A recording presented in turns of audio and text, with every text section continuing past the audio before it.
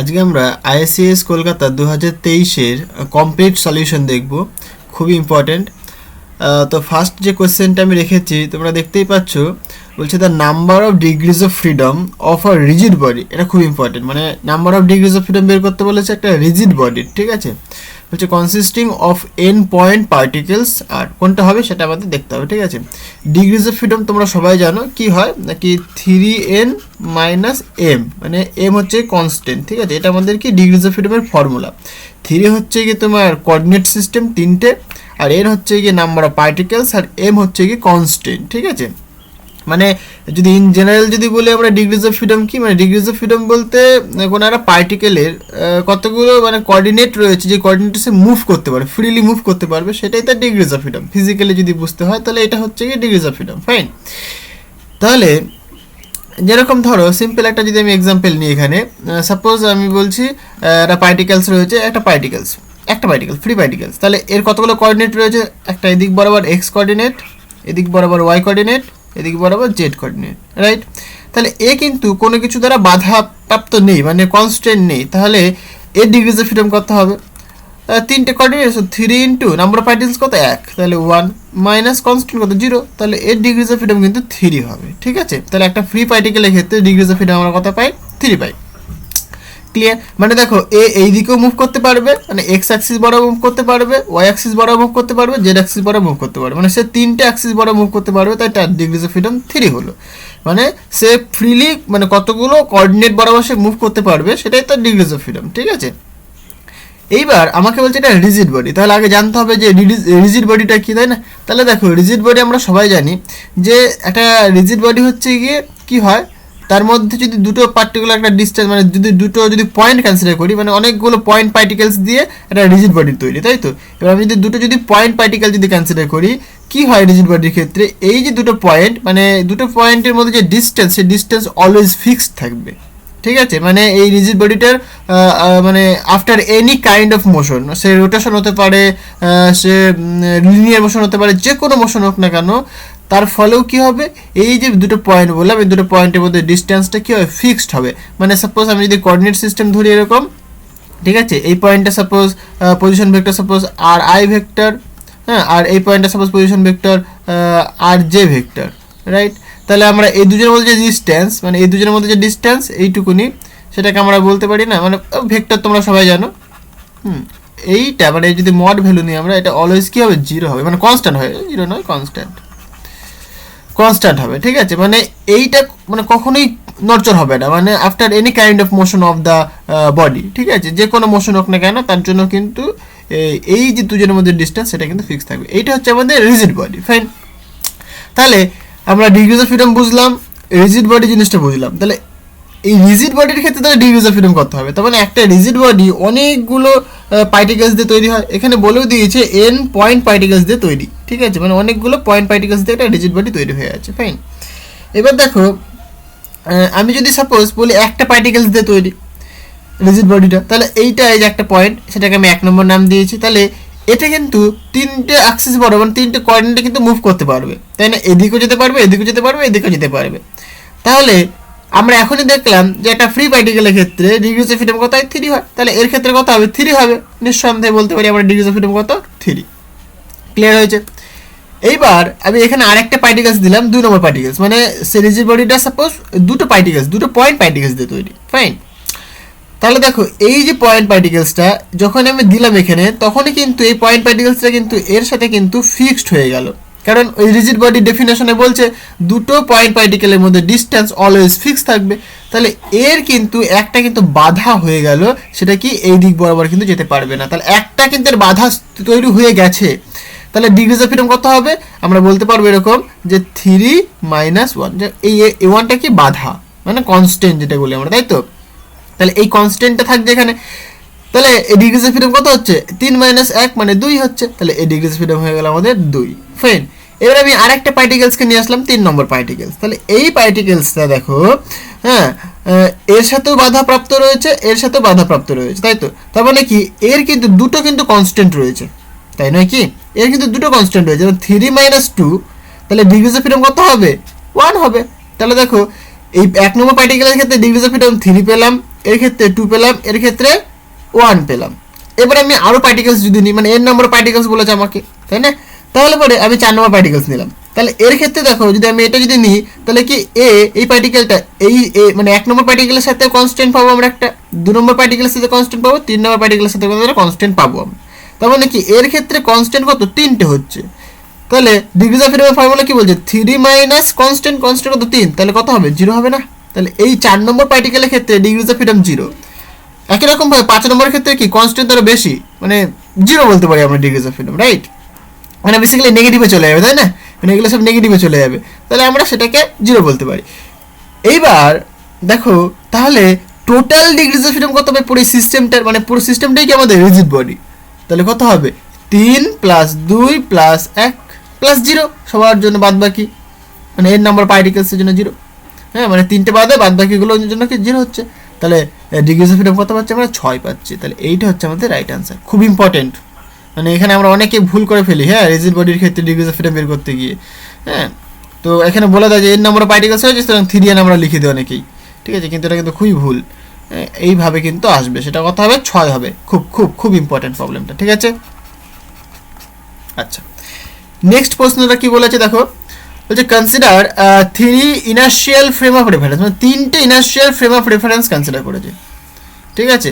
একটা এ বলেছে, একটা বি বলেছে, একটা সি বলেছে, ঠিক আছে? দেখবো, বলছে দ্য ফ্রেম বি, মানে বি ফ্রেমটা মুভ করছে with a velocity c/2 with respect to A frame and C frame.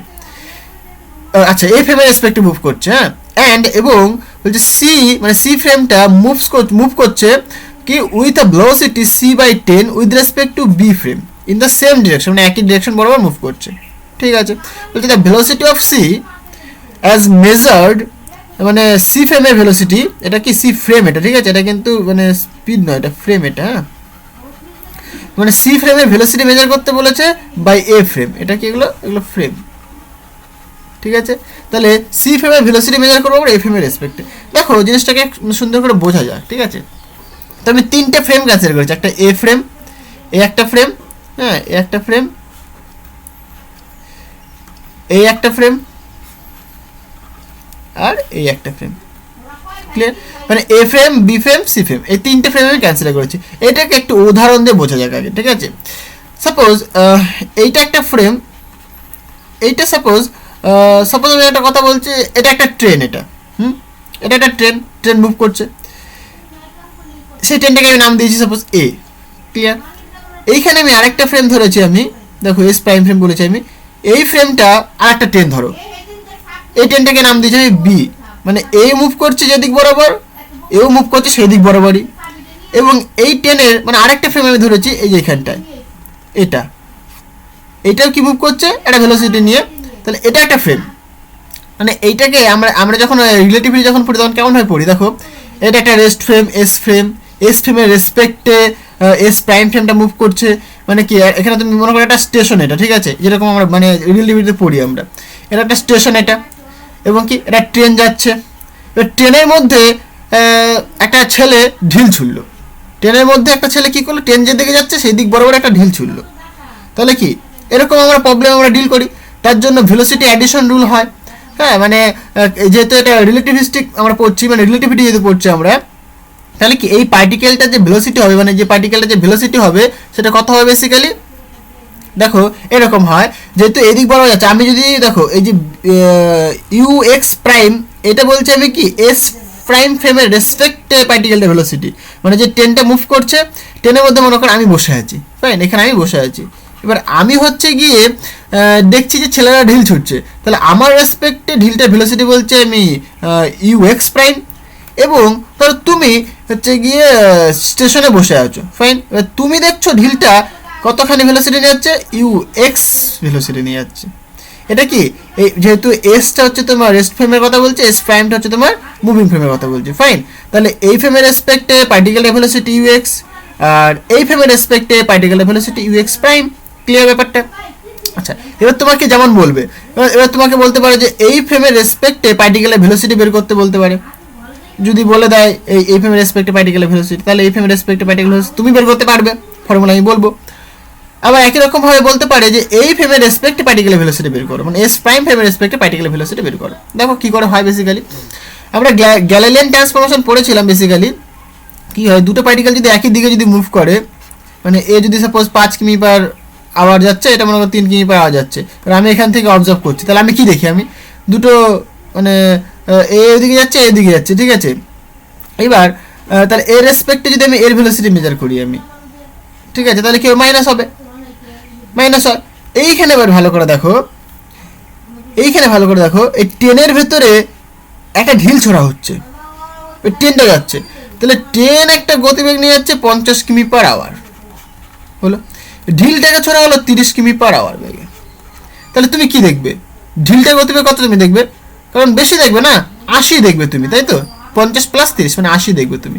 তাহলে আমি সেটাই দেখো করেছি এখানে। আমি কি বলেছি, সাপোজ এই ফ্রেমের রেসপেক্টে, বুঝতে হবে জিনিসগুলো, হ্যাঁ, এই ফ্রেমের রেসপেক্টে এই পার্টিকেলের ভেলোসিটি মেজার করছি আমি। তাহলে এই ফ্রেমের রেসপেক্টে পার্টিকেল ভেলোসিটির কথা বলছি আমি, ইউএক্স ইকুয়াল টু, তাহলে পার্টিকেলের ভেলোসিটি কত হবে, এই ফ্রেমের ভেলোসিটি প্লাস পার্টিকেলের ভেলোসিটি, কারণ একই দিকে যাচ্ছে, তাই নয় কি, কারণ এবারটা কি দেখবে, বেশি দেখবে না, পার্টিকেলের ভেলোসিটি প্লাস ফ্রেমের ভেলোসিটি। তাহলে তাই করেছি আমি। দেখো ইউএক্স প্রাইমটা কি, এই ফ্রেমের রেসপেক্টে পার্টিকেলের ভেলোসিটি প্লাস এই ফ্রেমের velocity divided by 1 plus u x prime into v divided by c square. এইটা হচ্ছে গিয়ে ভেলোসিটি অ্যাডিশন রুল, হ্যাঁ, আমরা যেটা রিলেটিভিটি থেকে পাই। ক্লিয়ার, মানে গ্যালিলিয়ান ট্রান্সফরমেশনে নিচের টার্মটুকুনি থাকে না, ক্লিয়ার, কিন্তু লরেন্স ট্রান্সফরমেশনে আমরা এই নিচের টার্মটুকুনি পাই।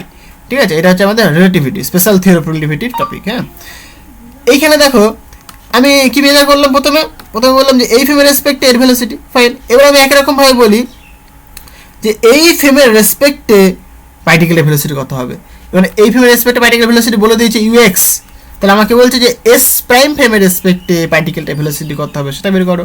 জাস্ট কিছু নেই, রিভার্স হয়ে যাবে, মাইনাস হয়ে যাবে, ঠিক আছে। এখানে কি হবে, u x minus v divided by 1 minus u x into v by c square, এরকমভাবে বের করতে পারি। আচ্ছা ফাইন, এইবার আমাদের প্রবলেমটা দেখা যাক, মানে যে প্রবলেমটা এখানে বলেছে খুব ইম্পর্টেন্ট। হ্যাঁ, তাহলে A frame, B frame, C frame একদম এইরকম ধরনেরই, ঠিক আছে। এখানে কি ব্যাপারটা, তিনটেই মুভ করছে, এটাই হচ্ছে ব্যাপার। এখানে এটা রেস্টে ছিল, এবার এটাকে এখন মুভ করিয়ে দেবো, আর কিছুই না, সিম্পল। দেখো এবার কি বলে দিয়েছে প্রশ্ন বলে দিয়েছে বি ফ্রেমের ভেলোসিটি বলে দিয়েছে with respect to A frame, মানে এ ফ্রেমের রেসপেক্টে বি ফ্রেমের ভেলোসিটি বলে দিয়েছে। তার মানে কি, যে বি ফ্রেমের যে ভেলোসিটি এ ফ্রেমের রেসপেক্ট, মানে কি এ ফ্রেমে তুমি বসে আছো, তোমার বন্ধু বি ফ্রেমে বসে আছে, মানে এ হচ্ছে গিয়ে তুমি একটা বন্ধু, আর বি হচ্ছে তোমার একটা বন্ধু, ঠিক আছে। তাহলে এ হচ্ছে গিয়ে দেখছে বি মুভ করছে, তাহলে এর রেসপেক্টে বি এর ভেলোসিটি কত বলে দিয়েছে, c/2। তাহলে বি এর ভেলোসিটি এটা হবে, সেটা কত, ভি বি এ। যে মুভ করছে তাকে আমি আগে রাখলাম, আর যে দেখছে তাকে আমি পরে রাখলাম। Clear, simple, just simple notation. যে মুভ করছে তাকে আমি আগে রাখলাম, মানে এরকম ব্যাপারটা, ভি বি এ যেটা বলছে বেসিক্যালি ভি, মানে রিলেটিভিটিতে মানে আমরা যেটা পড়ি রিলেটিভ ভেলোসিটি, যেটা v b minus v a, যে মুভ করে তার ভেলোসিটি ডিভাইডেড বাই যে দেখছে তার ভেলোসিটি, ঠিক আছে। তাহলে এটা আমরা পাই। এবার এটা এখানে আমরা করেছি বেসিক্যালি, এটা বলে দিয়েছে বেসিক্যালি, আর নোটেশন তোমরা যেমন খুশি লিখতে পারো, সেটা অসুবিধা নেই, c/2। একই রকমভাবে এই সি যে ফ্রেমটা তার ভেলোসিটি বলে দিয়েছে উইথ রেসপেক্ট টু বি, সেটা কত, c/2 c/10, ঠিক আছে। মানে সি মুভ করছে তাই আমি সিটাকে আগে রেখেছি, বি রেসপেক্টে দেখা যায়, বিটাকে পরে রেখেছি। আমাদের বের করতে বলেছে যে সি এর velocity with respect to A frame, এটা আমাদের বের করতে বলেছে, মানে এ ফ্রেম থেকে তুমি দেখবে সি এর ভেলোসিটি কত হবে সেটা আমাকে বের করতে বলেছে। ক্লিয়ার, খুবই সিম্পল। দেখো তাহলে এটাকে আমরা পার্টিকেল হিসেবে ট্রিট করতে পারি, এটা এস প্রাইম ফ্রেম হিসেবে ট্রিট করতে পারি, এটাকে এস ফ্রেম হিসেবে ট্রিট করতে পারি, জাস্ট সিম্পল জিনিস এটা। তাহলে আমাকে এবার কি বলেছে, তাহলে এই ফ্রেমের রেসপেক্ট, মানে এর রেসপেক্টে যেরকম আমরা পার্টিকেল ভেলোসিটি বের করলাম, ঠিকই, মানে এস ফ্রেমের রেসপেক্টে যেরকম পার্টিকেল ভেলোসিটি বের করলাম, এখানে সিমিলারলি এ ফ্রেমের রেসপেক্টে এই যে সি এর ভেলোসিটি বের করবো, মানে সেটা মনে করো পার্টিকেল, তাহলে কি হবে, জাস্ট সিম্পল। তাহলে কি প্রথমে কি তুমি কি দেখবে যে পার্টিকেলের ভেলোসিটি কত, এখানে দেখো পার্টিকেলের ভেলোসিটি দেখেছো তুমি কার রেসপেক্টে, এই এস প্রাইম ফ্রেমের রেসপেক্টে। তো তুমি একই রকম ভাবে দেখবে এখানে যে এই যে সি ফ্রেম, মানে এটা পার্টিকেল, তাহলে এই সি ফ্রেমের ভেলোসিটি তুমি দেখবে কার রেসপেক্টে, এই যে বি ফ্রেমের রেসপেক্টে দেখবে, তাহলে সেটা কত বেসিক্যালি সি বি, মানে সিবি, মানে ভি সিবি। তাহলে এটা তুমি লিখেছো, এটা ক্লিয়ার হয়েছে ব্যাপারটা, বোঝাতে পারছি মানে জিনিসটা। এবার প্লাস কেন দিলাম, প্লাস দিচ্ছি কারণ একই দিকে যাচ্ছে, দেখো এক্স অ্যাক্সিস বরাবর মুভ করছে দুজনেই, মানে সব তিনজনে এক্স অ্যাক্সিস বরাবর মুভ করছে। এবার কি হবে দেখো, এখানে কি দিয়েছিলাম, এখানে দিয়েছিল এই ফ্রেমটা ভেলোসিটি ভি ছিল, তাহলে এখানে কার ভেলোসিটি দেবো আমি, এটা ভেলোসিটি দেবো, এটা হচ্ছে আমার এখানে ফ্রেম, তাহলে বি ফ্রেমটা ভেলোসিটি, তাহলে এর ভেলোসিটি বলে দিয়েছে কত, এই ফ্রেমের রেসপেক্টে বলে দিয়েছে, সেটা বলে দিয়েছে ভি বি এ, সেটা লিখে দিয়েছে এখানে, তাহলে এর ভেলোসিটি লিখে দিলাম ডিভাইডেড বাই 1+, এবার এটা ইন্টু এটা ডিভাইড বাই সি স্কোয়ার, এবার জাস্ট ক্যালকুলেশন করো তাহলেই হয়ে যাবে। তাহলে ভিসিবি ভ্যালু বলে দিয়েছে c/10, ভিবি এর ভ্যালু বলে দিয়েছে c/2, এখানে ক্যালকুলেশন করছি আমরা, এটাকে লসাগু করলাম, লসাগু করে এটা আসলো, এটা ক্যালকুলেশন করলাম, এটা আসলো, এখান থেকে ক্যালকুলেট করে আমরা এটা পাচ্ছি 4c/7, তাহলে এইটা হচ্ছে কি আমাদের আনসার। খুবই ইম্পর্টেন্ট রিলেটিভিটির প্রশ্ন, ঠিক আছে। আচ্ছা নেক্সট দেখা যাক, নেক্সট আমি বলেছি দেখো, বলছে consider an infinite ladder network. Ladder কেন, ল্যাডার জিনিসটা কি, ল্যাডার আমরা জানি ওই বাংলা এটাকে বলে মই বলে, ঠিক আছে, হ্যাঁ মানে মইয়ের মতো দেখতে, দেখো এই নেটওয়ার্কটা কেমন দেখতে, মইয়ের মতো, মানে একটা ধাপ, মানে আমরা এই ছাদে ওঠার জন্য যে মই ইউজ করি বা গাছে ওঠার জন্য যে মই ইউজ করি, ল্যাডার ইউজ করি আমরা, সেই ল্যাডারের মতো দেখতে না, তাই এটাকে বলে আমরা ল্যাডার নেটওয়ার্ক। ক্লিয়ার, মানে একটা ধাপ করে আমরা উপরে উঠতে পারি, এরকম ব্যাপারটা বলছে অ্যাস্ট্রন ইন দ্য ফিগার, এখানে বলে দিয়েছে, এখানে দেখো এই ল্যাডার নেটওয়ার্কটাকে ইনফাইনাইট, এখানে বলে দিয়েছে ইনফাইনাইট ল্যাডার নেটওয়ার্ক, মানে কি হয় চলছে ইনফাইনাইট পর্যন্ত যাচ্ছে এখানে, ঠিক আছে। এবার এ আর বি দু পয়েন্টে আমরা কি ভোল্টেজ অ্যাপ্লাই করেছি, আমাদের বের করতে বলেছে যে ইকুইভ্যালেন্ট রেজিস্ট্যান্স কত হবে। আমি প্রথমে ইন জেনারেল করে দেখাবো, এখানে রেজিস্ট্যান্সের ভ্যালুগুলো বলে দিয়েছে বেসিক্যালি, এখানে 1 ওহম এগুলো সব ওহমে রয়েছে, ঠিক আছে, এখানে 2 ওহম এরকম সব ওহম, এগুলো হ্যাঁ এইদিকে সব 1 ওহমে রয়েছে, এইগুলো সব কি 2 ওহমে রয়েছে। ক্লিয়ার, আমাদের বের করতে বলেছে কি ইকুইভ্যালেন্ট রেজিস্ট্যান্স, দেখা যাক ইকুইভ্যালেন্ট রেজিস্ট্যান্সটা কি হয়। এখানে দেখো লজিকটা কি বুঝতে হবে, সিম্পল লজিক কি, এই যে ল্যাডার নেটওয়ার্ক এটা কি ইনফাইনাইট পর্যন্ত রয়েছে, মানে এভাবে কি ইনফাইনাইট পর্যন্ত যাচ্ছে, রাইট, ইনফাইনাইট পর্যন্ত যাচ্ছে, তার মানে আমি এটাকে কনসিডার করলাম এরকম ভাবে, দেখো আমি যদি এইটাকে যদি এরকম ভেঙে দিই, মানে আমি সাপোজ এটাকে সেপারেট করলাম এরকম ভাবে এইটুকুনি দিয়ে, হলো, দেখো আমি সাপোজ এই যে এইটুকুনি টার্মটা কোনো এইটুকুনি টার্মকে যদি আমি বাদ দিয়ে দিই, তাহলে কি এইটুকুনি টার্ম থাকবে, তাই তো, জাস্ট সিম্পল। দেখো এই যে প্যাটার্নটা এটা কি বারবার রিপিটেশন হচ্ছে বারবার রিপিটেশন হচ্ছে, তাহলে আমি একটা ইনফিনিটি থেকে আমি 1 বাদ দিলাম, মানে 1 সমুদ্র থেকে আমি 1 বালতি জল তুললাম, তাহলে কি মানে সমুদ্রের জল কমে যাবে, কমবে না। তাহলে আমি এইটুকুনিকে যদি বাদ দিই, তাহলে কি এইটা অ্যাজ ইট ইজ তাই থাকবে, মানে আমি এইটুকুনি বাদ দেওয়া যা, মানে এইটুকুনি জাস্ট বাদ দেওয়া যা, এইটুকুনি তাই একই থাকার কথা, কোনো কমার কিছু নেই, কারণ ইনফিনিটি প্রচুর লং, তাই না, মানে 1 সমুদ্র থেকে জাস্ট আমি 1 বালতি জল তুললাম বা 1 ফোঁটা জল তুললাম, কোনো তো আসা যাবে না, মানে কোনো প্রবলেম হবে না, কোনো জলের কোনো ঘামতে হবে না, তাই না। তাহলে পরে এই পুরোটার যে ইকুইভ্যালেন্ট রেজিস্ট্যান্স সেটা আমি ধরে নেব আর, পুরোটার রেজিস্ট্যান্স কি ধরে নেব আমি আর ধরে নেব, ঠিক আছে। তাহলে এই পুরোটা যদি আর হয়, দেখো এইটুকুনে বাদ দিলেও তো সে আর থাকছে, এইটুকুনে দিলেও সে আরই থাকবে, মানে ইকুইভ্যালেন্ট রেজিস্ট্যান্স টোটালটা কত হবে, তার মানে আর হবে, জাস্ট সিম্পল লজিক। তাহলে আমি এই পুরোটাকে আমি এইভাবে একটা রেজিস্ট্যান্সে কনভার্ট করে দিলাম, ব্লক বক্স করে দিয়েছি আমি, একটা রেজিস্ট্যান্সে কনভার্ট করে দিলাম, সেটা কি একটা, এটা হচ্ছে আমার ইকুইভ্যালেন্ট রেজিস্ট্যান্স, আমি ধরে নিচ্ছি এখানে ইকুইভ্যালেন্ট রেজিস্ট্যান্স কত আর হবে, ঠিক আছে। তাহলে পুরো সার্কিটটা ইকুইভ্যালেন্ট রেজিস্ট্যান্স কত হবে, এটা তো আর হবে, এটা কি বোঝা যাচ্ছে। দেখো এইটুকুনি থাকা যায় না থাকা তাই, তাই তো এখান থেকে যদি আমি এইটুকুনি বাদ দিয়ে দিই, তাহলে কি পুরোটা কি আমাদের ইকুইভ্যালেন্ট রেজিস্ট্যান্স হবে, আর এইটুকুনি আমি যোগ করেছি, সেটা তো ইকুইভ্যালেন্ট রেজিস্ট্যান্সে কোনো ইফেক্ট পড়বে না, সে একই থাকবে ইকুইভ্যালেন্ট রেজিস্ট্যান্স, সমুদ্রের জল সমুদ্রই থাকবে, সমুদ্রের জলই থাকবে, তাই না, সেটাই বলেছি এখানে আমি। ক্লিয়ার, এইবার এখান থেকে দেখো প্রবলেমটা সিম্পল আমরা করতে পারবো। তাহলে কি এটা মানে এই পুরোটার ইকুইভ্যালেন্ট রেজিস্ট্যান্স আর হবে, তাহলে equivalent resistance R equal to কি হতে পারে, দেখো এইটা প্যারালাল কম্বিনেশনে রয়েছে, তাহলে আমরা লিখতে পারি R2 আর R1 প্যারালাল কম্বিনেশনে রয়েছে, হলো, আর এই যে R1টা সিরিজে রয়েছে এই দুজনের সাথে, তাহলে R1 সিরিজে করে দিয়েছি, যোগ, সিম্পল যোগ। হ্যাঁ আমার ভ্যালুগুলো পরে বসাবো, আমি জাস্ট ইন জেনারেল কনসেপ্টটা বোঝাচ্ছি, তারপরে ভ্যালুটা পুট করলে আমাদের আনসার চলে আসবে, ঠিক আছে, জাস্ট সিম্পল জিনিস।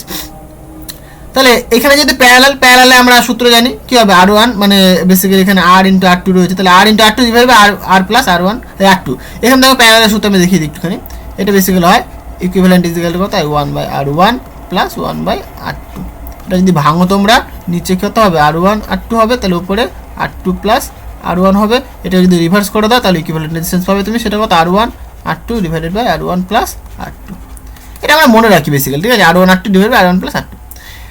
তাহলে এটা ইকুইভ্যালেন্ট আমরা ভাঙতে পারলাম, ক্লিয়ার। এবার এটাকে আমরা লসাগু করে দিয়েছি, লসাগু করে আমরা এরকম ফর্ম এসছে।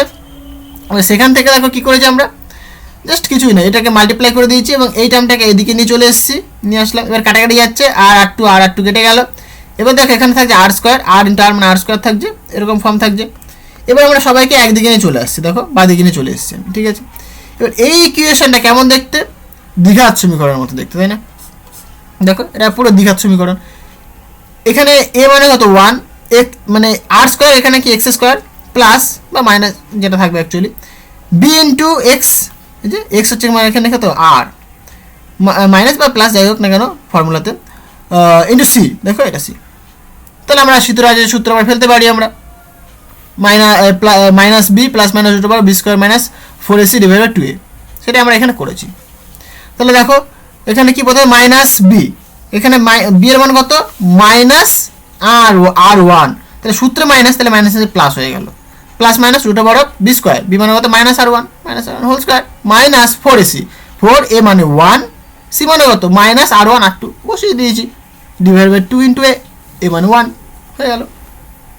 এবার এটাকে সিম্পলিফাই করলাম, তাহলে এখান থেকে প্লাস মাইনাস আসছে, এখানে প্লাস মাইনাস রয়েছে, মাইনাসটা আমরা নেব না কারণ রেজিস্ট্যান্স কি নেগেটিভ হতে পারে না, রেজিস্ট্যান্স নেগেটিভ হতে পারে না, রেজিস্ট্যান্স সবসময় কী হবে পজিটিভ হবে, তাই শুধুমাত্র পজিটিভ টার্মটা নেবো আমরা, ক্লিয়ার। মানে এখানে তোমরা যদি পুট করো দেখবে নেগেটিভ চলে আসবে রেজিস্ট্যান্স, সেটা তো পসিবল নয়, ভ্যালু পুট করলে এখান থেকে নেগেটিভ চলে আসবে, সেটা তো পসিবল নয়, হ্যাঁ। তাহলে আমরা শুধুমাত্র কি পজিটিভ টার্মটা নেবো, ঠিক আছে। তাহলে এইটা আমাদের কি ইকুইভ্যালেন্ট রেজিস্ট্যান্স। এবার ভ্যালু পুট করো, R1 এর ভ্যালু বলে দিয়েছে 1 ওহম, R2 এর ভ্যালু বলে দিয়েছে 2 ওহম, পুট করেছি, ক্যালকুলেশন করছি আমরা, দেখো এই কত আসছে 1 plus root over of 9 divided by মানে 2, তাহলে রুট ওভার 9 সেটাকে আমরা লিখতে পারি কি 3, তাই তো। দেখো 1 প্লাস 3/2, তাহলে 2 ওহম হচ্ছে, মানে 1 প্লাস 3 মানে 4/2।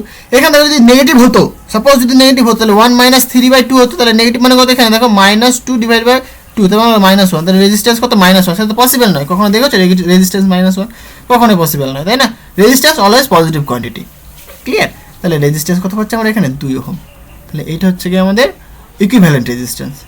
এইভাবে আমরা কি IACS 2023-এর প্রবলেমগুলো সলভ করবো আমরা।